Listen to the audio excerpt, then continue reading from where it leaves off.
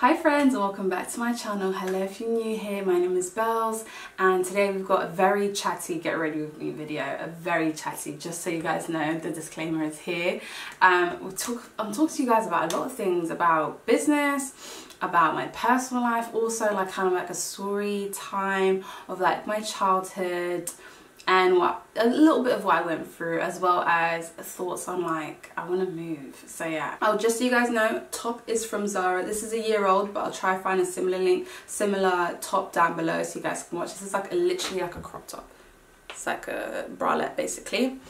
I've been doing headscarf rather than wigs these days, especially because it's really hot. So let me know what you guys think. I've been doing a wig, leaving my baby hairs out to do their thing. They're so curly.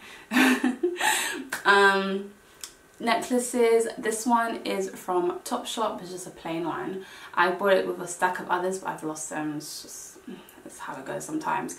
And then this one is from a black-owned brand. I found them on Instagram. The brand is called, I really hope I don't butcher the name. It'll be up on the screen. Okay, I'm not going to talk too much. You guys watch the video. Let me know what you guys think. Like this video, please. It really helps me engage what you guys really like and what I should film more of, as well as subscribe to the channel, subscribe down below, and I'll catch you guys in the video.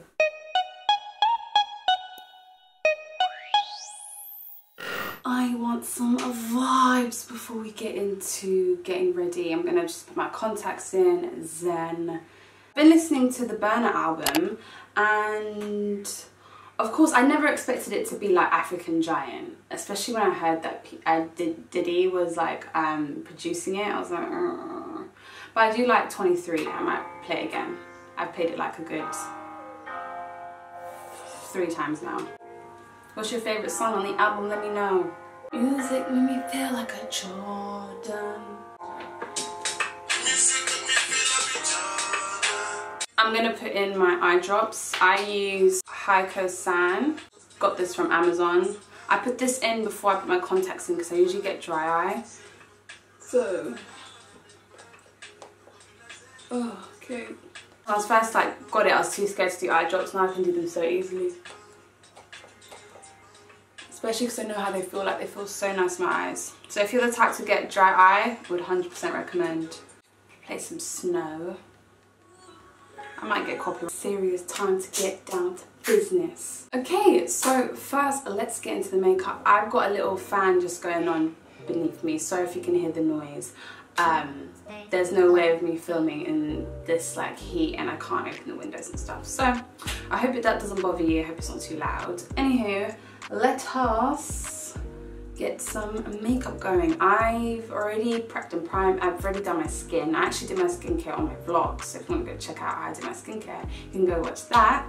To prime, I'm going to be using the Too Faced Primed and Poreless Pore Banishing Blurring Face Primer. I've been using this for a couple of months now.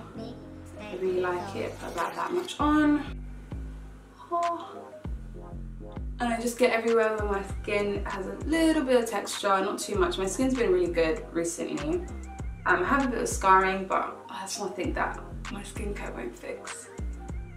Ooh, I'm gonna link my skincare down below because I know someone's gonna ask. And I've done it in depth on my channel, morning and nighttime routine. So then I'm going in with a new goodie I have. This is a black-owned, Burundian-owned foundation from Nars Cosmetics. This is a Homecoming Longwear Matte Foundation. And I'm in the shade Moorea.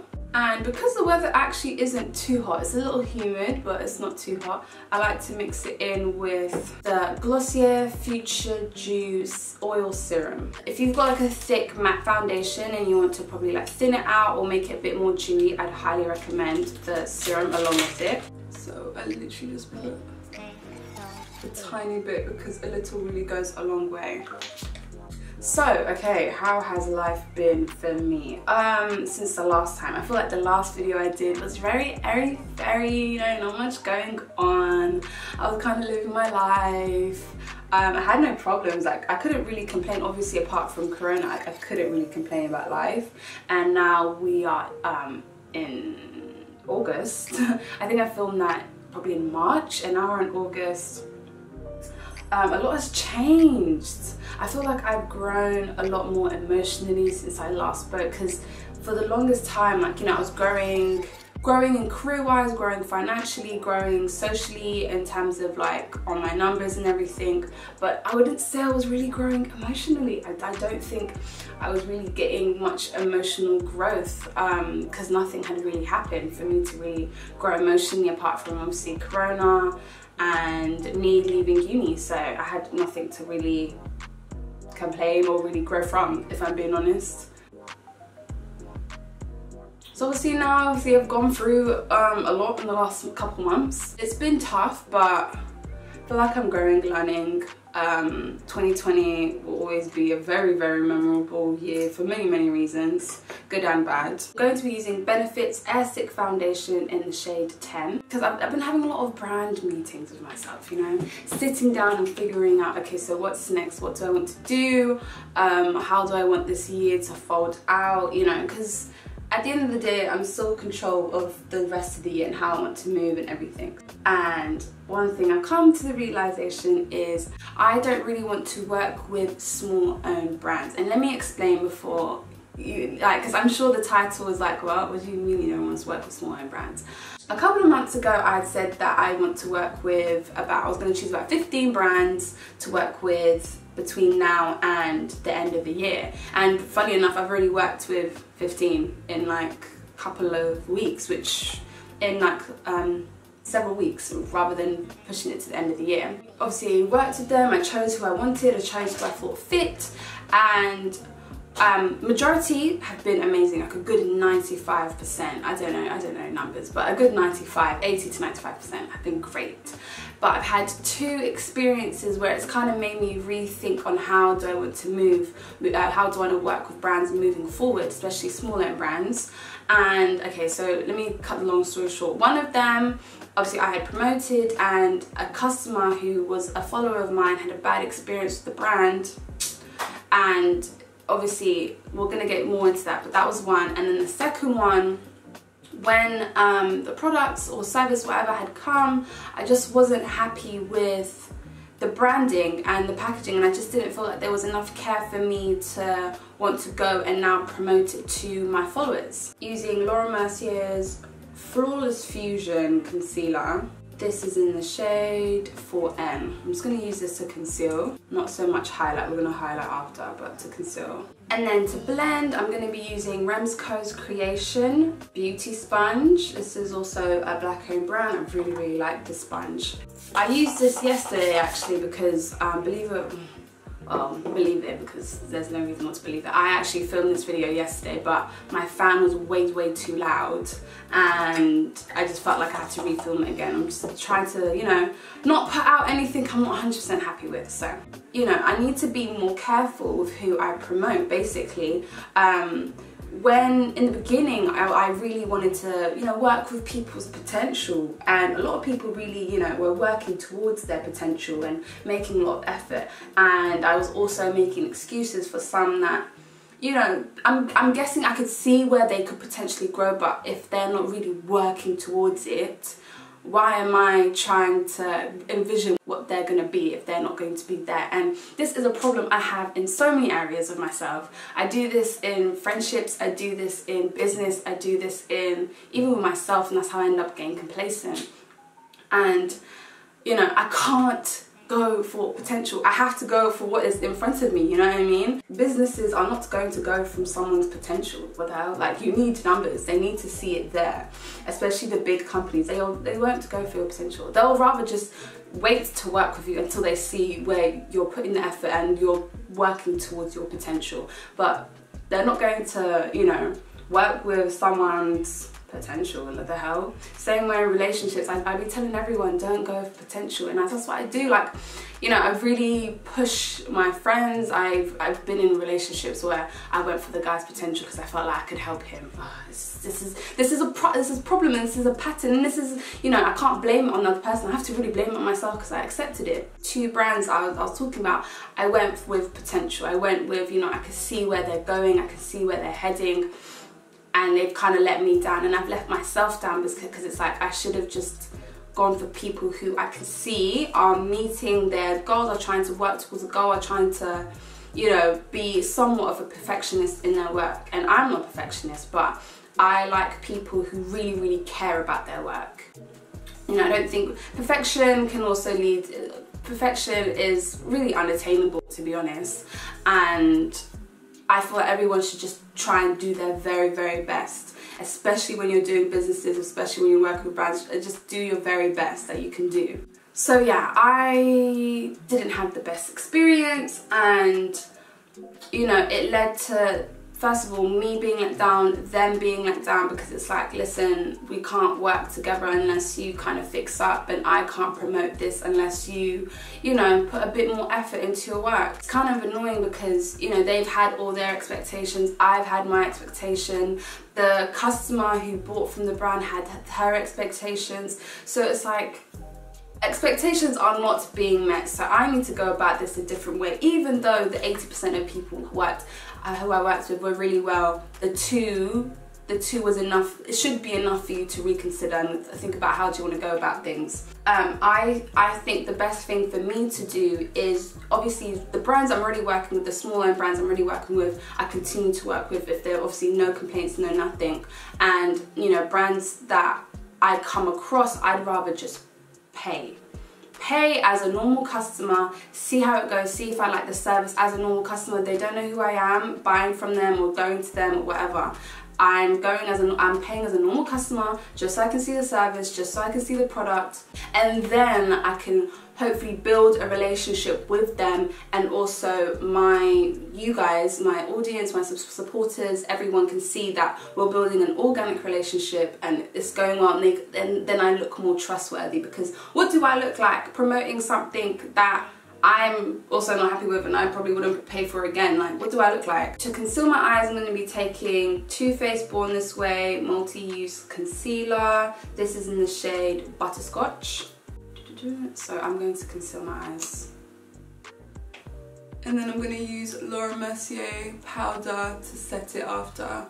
Oh, I've heard I've seen the honey powder is out. Only thing is though, my skin, I've actually got neutral undertones. I haven't got yellow, so I've really been straying away from yellow powders and concealers because I've realised that my body is neutral, it's not yellow. So I mean, I'm gonna still get it. I want to see what the hype, because everyone is really raving about it. I saw Leah J raving about it, so it's like, okay, maybe I need to try it.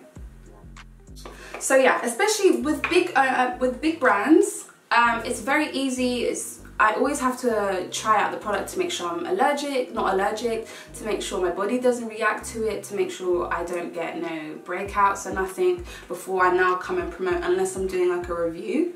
And even then, when you're doing a review and it's sponsored, it's brands don't like you being too negative, so I have to make sure that I don't feel like I want to say anything negative. And if I feel negatively about the product, I can just tell them, look, I can't really work because this is not it. They usually ask me why, and we kind of go from there. And it's not like a thing where, you know, they'll probably be a little bit let down, but they're not that let down because they can just go to someone else. But with small owned brands, it's like, you know, they spend their time and money. They're not like these big owned brands who have budget, you know what I mean? And they've, you know, had expectations for me to love the product, for me to promote it, for me to do this, that, and they're giving it for free. And when I don't like it, it's a bit of a from my end, because it's like I don't really want to say no to a small owned brand. And then from their end, it's like I had all these hopes and expectations. For a transition colour, I'm going to be using Nars. I just really like this brown, just like a brown colour. I'm going to use that as a transition shade on my eyes. When getting products, you know, I used to be one of those, you know, if it's gifted doesn't mean I 100% will promote it, because that's how it is with the big owned brands. Like, when I receive gifted does not mean it's 100% guaranteed to promote, because I know they've got budget, you know. I know they've got budget to promote me, to pay me to promote their products, so why am I doing it for free? You know, there's no free promo with these big brands majority of the time, apart from like this video. However, with small owned brands, I just don't feel like you can do that, you can give that same energy, because like the big owned brands, they've got the budget to pay me, you know, and I'm pretty sure the small owned brands, if they had the budget, they probably would pay me, but they don't. So I can't be like, you know, it's not guaranteed promotion. That's not fair. I don't think that's fair.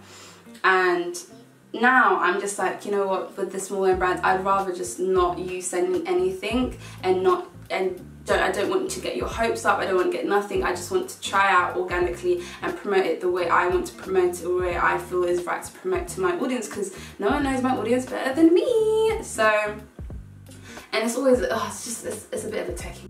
So yeah, I feel like for that reason, I'm just gonna step back from working with small-owned brands, but I will be buying as a customer, which I feel has worked out because my black-owned haul that I did previously, I think every brand I had paid from, maybe apart from one, but every brand I had paid from. Yeah, not every brand. I bought from every brand, and then that way I was able to see the delivery time, be able to see the packaging, be able to see the care, be able to see the customer service. And I was just like, you know what, this is good.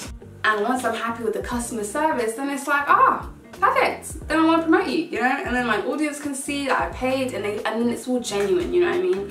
It's a lot more genuine. And now, with big owned brands, I really don't work with anyone that I genuinely don't like. And I really, it's so annoying because of like how influencers are just perceived as, oh, they just take things for free or promote anything for money, and I don't want that to be me. I'm gonna be using Aron's Cosmetics, I hope I'm saying this right, as well as Jackie Aina's palette. I love both of these palettes. I like Jackie Aina's because it's more of a universal palette. I love this. I bought this last year, and you guys have seen me use this, as well as Aron's Cosmetics, which was actually gifted, but I do really like the shades, and I do think they're really nice additional shades. A lot of them are really shimmery, so I like to add them at the top of my lids and stuff, just as add-ons and like little highlighters. They've got really nice shades. Let me go in with Credit and Ginger from Jackie. You know, like I said, I can't be going for people's potentials in any circumstance, in friendships, in business, with myself, no potential. Like I need to go by what I see. The action's everything. I think that's a lesson for me to learn, and I'm a people's pleaser. I can't lie, I'm a people's pleaser. So I'm trying to work on that. I really am trying to work on it, because I end up just drained by the end of it, trying to please other people, and usually you don't really get the same energy back. So it's like, let me just focus on myself and not focus on other people, and worry about what I'm doing, and not trying to think about people's feelings and stuff, and just worry about me. As long as I'm being true to myself and genuine, it's fine. Okay, so moving on. So you guys that follow me already know that I'm doing therapy. I just feel like I want to do it for myself. I want to do it for, you know, I want to break generational curses. I want to be the best mom I can be eventually. Not soon, guys.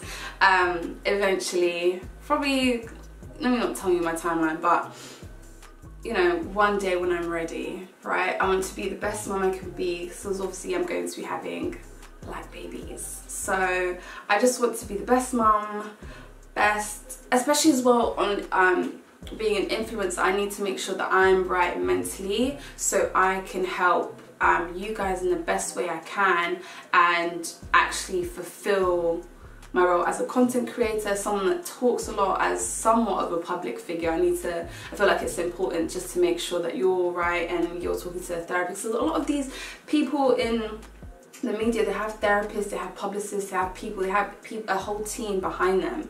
So I want my whole team behind me. And one thing that I didn't even realize, because like I've obviously been suppressing a lot of stuff, and one thing I can tell you guys this one, because I don't think it's too personal. So when I was younger, right, this is a bit of a story time. When I was younger, I actually moved around a lot. I was born in Burundi. I came to the UK when I was 1.5. I lived in Golders Green for like 2 years, I think. And then when I was about 3, I moved to the US. Yes, I moved to the US, New York, New Jersey to be specific. I don't actually know where I lived. I just know I lived in like a block of apartments, which was actually really nice. I remember there being like a bit of a lobby from my memory, and I also remember there being like a swimming pool like at the bottom of at the basement of the apartment. It was a big swimming pool, listen.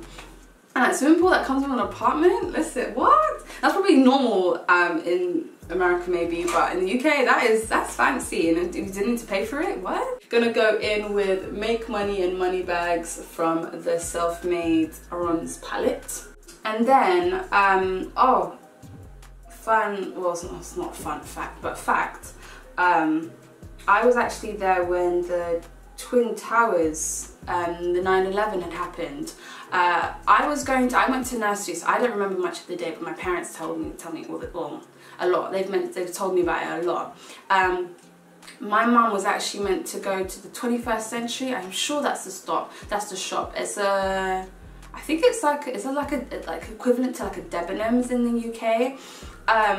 It was a massive shop, and it was right next to the Twin Towers, like right next to it. Like I've been there, it's right next to the Twin Towers. And she was meant to go there with my little brother whilst I was at nursery, because I think he was really young. He was like, yeah, he was even younger, so she had to take care of him at home. But he was ill, so she never went. So she ended up staying home, and thank God nothing happened. She was at home, nothing happened. She wasn't there. Like God knows what would have happened if she was there at the time, because she would have been there at the time that the terrorist attack happened. And my mum calls my brother her lucky charm, because listen, bro, I can't even imagine, because I don't remember anything. But my dad was at work in New York and had to, I think, yeah, everything had shut down. Everything had shut down, and he had to walk 7 hours to get home. No mobile service. There's usually a ferry from New York that takes him to New Jersey. That was closed down. He had to walk 7 hours to get home. I can't. Do you know what's crazy? The amount of stories my dad has about his life, like, they literally all blow me away. He has so many stories. He has a story of when he first came to New York from Burundi to go to university. He went to Georgetown. And the first day he got there, he got robbed. Like, robbed at knife point. Yeah, anyway, so, yeah, okay, back to the story. That's crazy. So, yeah, so went there, then went back to Burundi when I was about, I think I was about maybe 5. I only remember it because my dad, he's an amazing storyteller, so he can actually take you back and make you picture everything. But he told me, obviously, when I came to the UK, to Burundi, obviously from first world country, a developed country, to third world country, it was like a shock for me. I was just like, oh my gosh, I wasn't used to what I was seeing, so I was very like thrown off, shocked, very off guard. I didn't know what to expect. I was scared, because I wasn't used to any of this. He was just like, yeah, you were just terrified on the way there. But I eventually found my feet. I went to an English speaking school, so it was still familiar for me. Those of you in Burundi, I went to King's School, if you guys know. You guys should know if you're in Burundi. I liked it. I had a good amount of friends in my area. I lived at my grandma's house. Grandma's house, dad's side, and my grandpa's house on my mum's side were literally 4 minutes away. And when I mean like 4 minutes, literally 4 minutes to get to the house. So it was very, very close. And then around me, I had like my aunties and uncles were my neighbours. So it was a very, very good community. Like, I remember I used to be able to walk from my grandma's house to my grandpa's house. Or me and my brother used to walk by ourselves and think we're like so grown and like, you know, we're doing this ourselves. And meanwhile, all the guards, like from all the houses, could see where I was going. So if anything happened, they were very much on guard. So I thought I was by myself, but really they were all watching me to make sure that I was getting to my destination. If I had gone off a second, ring to my mum, straight away to my mum, yeah, your kids have got, yeah, there was none of that. I really liked that. Oh, food was good, weather was nice. I used to finish school at like 1, come home, nap. I used to hate napping, but now I can't think of anything better. So yeah, life was very much good until I remember one evening I was at my friend's house, and that was next door, and there were planes coming. They didn't look like planes, the normal planes you'd see. They looked like aircrafts, you know, those type of planes. So it was like, what's going on? But I didn't think anything of it until the guard had said at the house was just like, it's not a good sign when you see that. Basically, war. Basically, and I was like, whoa, what do you mean war? But I don't remember being scared, because obviously, like I said, it was very community. I felt very safe, so I didn't think anything of what he had said. Okay, let me do my brows. Yeah, let me do my brows right now. So yeah, as I was saying, Yeah, I didn't think anything of it until one day I actually went to my auntie's house, who lives outside the neighbourhood, not too far, but just outside the neighbourhood, and it's a lot more up the hills. I had, you know, liked staying there, because obviously I just love staying with my family. It was very family everywhere.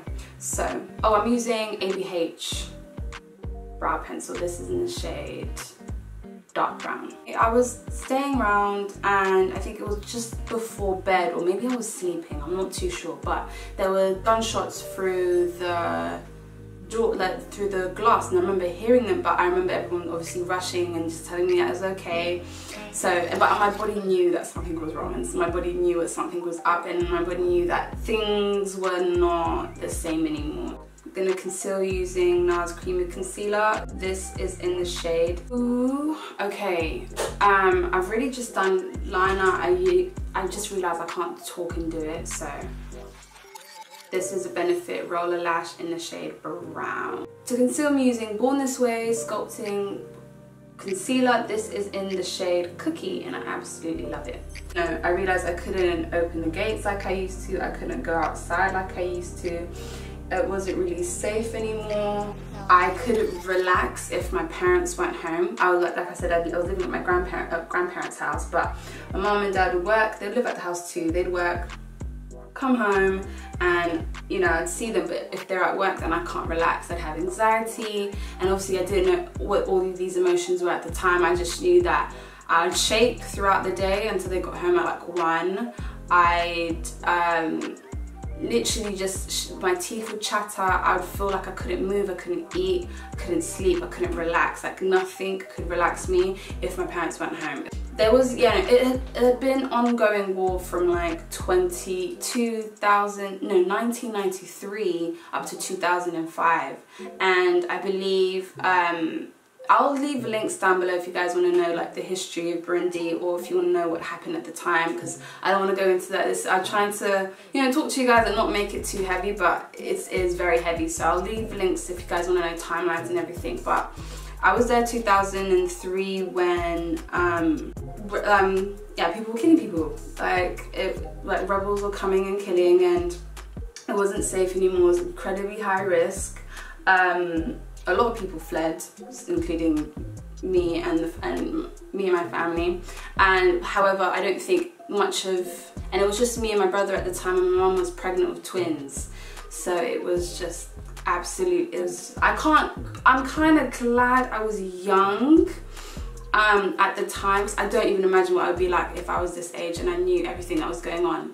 I think that would have made it even worse. But it was quite sad, because like at me at a really young age, as well as my brother, who was 2 years younger than me, must have been 3 at the time, we both were just very much traumatized. We were 100% traumatized, and obviously my parents didn't really know what to do other than just take me out of the situation, because like I said, this had really been going on and off for 11 years. So 1993 when they were there, you know, they as well as a lot of Burundians were just like, okay, you just move on, you don't address what's happened, you just move on. And I didn't realise how that then affected just my anxiety from a young age. And I used to think I was really introverted. It was just like, oh no, I just had mad anxiety, mad unaddressed anxiety. And obviously when talking to my therapist, she was just like, you know, moving from your homeland out to the Western world is a trauma. And I was just like, of course, yeah, it is. Like, and it's so dumb, because I never thought about it like that, but it is, because you know, I started piecing things together, and it was just like, oh, so this happened because of that, and that happened because of this. And like, I remember coming into school in like year 2 and people making fun of me because I was like African, and then I didn't want to be African anymore. And then when I would attach to what they were saying, it kind of very much fit what I was going through back at home, you know what I mean? I didn't like being at home anymore, even though I love my country. We went back years, we went back not too long after when things, you know, had stopped, every 2 years, and I still, like I said, I like the community, I like the people, even though it was a high-risk country, I still felt more safe than ever because I was around family all the time.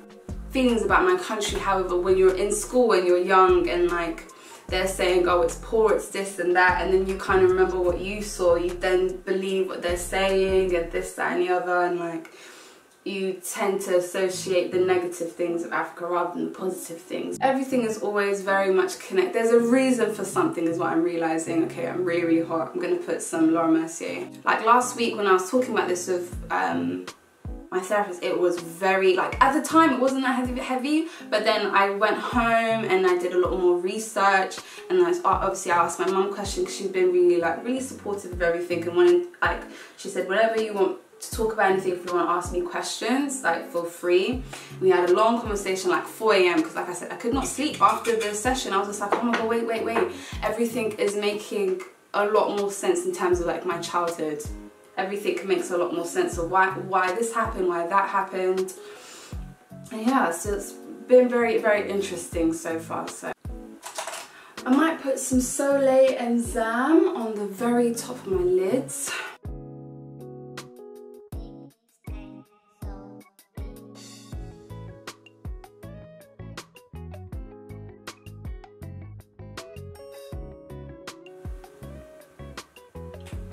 Okay, and then I'm going to use both those shades in the tear duct as well.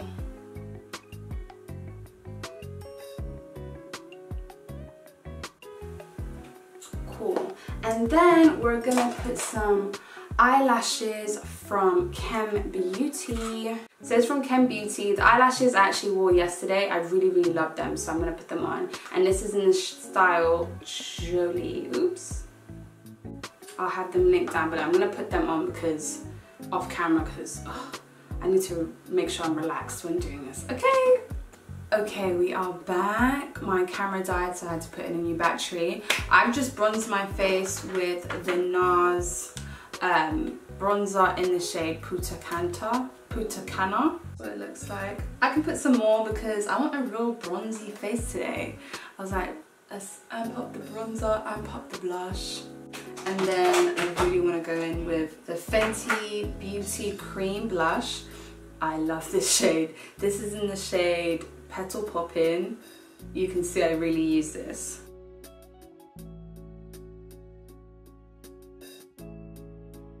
Don't know if it really shows on camera, but in person I'm really, really bronzed right now. Okay, what are we gonna do? I think I really want to put Fenty Beauty powder. This is in the shade Banana. This is the Pro Filter powder. And I just press that into my skin because I love a bright under eye, you guys know. So yeah, basically I've put some highlighter. I like the Jouer highlighter. This is in the shade Molten Glow. This is really, really like a lot of highlighter, so I like to go very gentle with it. But yeah, like I was saying, it was really, you know, dangerous. Like I remember, like I said, when I was talking about being at home and just shaking, it was because there was a lot of gunshots. Even though they weren't in the neighborhood, you could hear them, and it felt really close. That's why when my parents weren't home, it gave me so much anxiety from such a young age. But yeah, anyway, speaking of moving, I hope this isn't really like too heavy. Like, I want to move out. I want to move outside the country. Like, I like to move. I like to be in different places. And I just feel like here, you know, I've moved around a lot, like I said earlier. Sorry, this is all jumping. This is all over the place. For lips, I'm going to be taking MAC Cork Lip Liner along with the Chem Beauty Lip Gloss in the shade 71. Now I just feel like I want a bit of change. But I don't even know where I'd move to. But I definitely want to at least try and move somewhere for a couple of months. So I'm going to add Kiko Lip Gloss in the shade 09. I'm getting kind of bored. Oh yeah, this just made it like amazing. I'm getting kind of bored of being here. But I don't know what else I know. All I know is like London, UK. Can I move to New York? I don't know. I'm at this point I'm very open. I'm just like, I want something new. Me and Eddie even talked about it. Like, not that it's not like last year about moving, trying out living somewhere else, but who knows? The world is in disarray right now, so it's probably best just to stay at home for now, but I want something new. I'm getting bored. And that is it for the video, guys. I hope you guys really like it. This top is from Zara, for those wondering. Earrings are River Island. This necklace is from Topshop, and this one is from actually a black-owned jewelry brand. I have it up on the screen because I don't want to butcher the name. So yeah, I hope you guys like this video. Let me know what your thoughts are. Let me know if you have anything to add, any questions, anything down below. I feel like I really talked this video, so I'd love to hear your thoughts and opinions, and I'll talk to you guys in the next video. Bye.